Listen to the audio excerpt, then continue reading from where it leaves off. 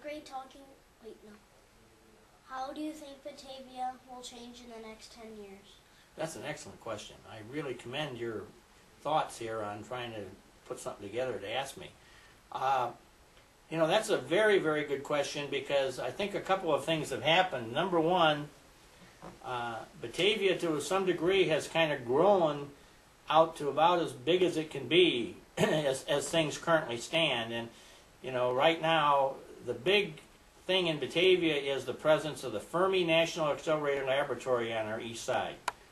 If that laboratory, which is 6,800 acres that they've claimed it's not on the development rolls, in other words, people can't go out there and build houses or do anything, if that 6,800 acres had been allowed in 1966 to go for private development, in other words, if Fermi Lab hadn't been sited there, Batavia today would be a much different community. We would probably be easily over 50,000 population. We'd probably have 2 high schools.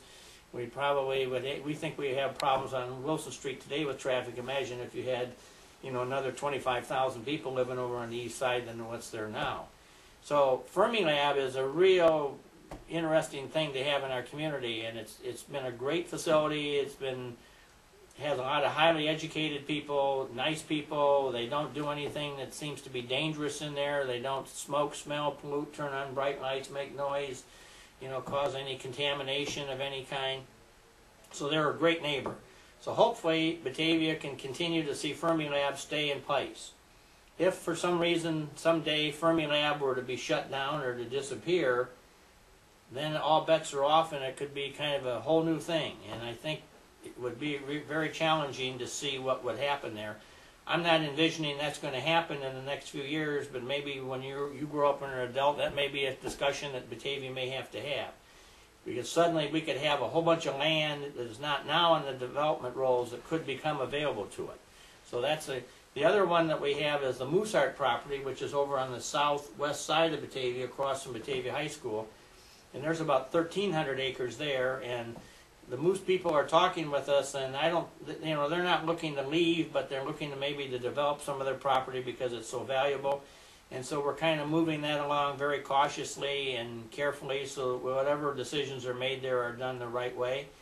But the real neat thing for Batavia, in my view, is the fact that out to the west of Batavia we have what we call Nelson's Lake Marsh.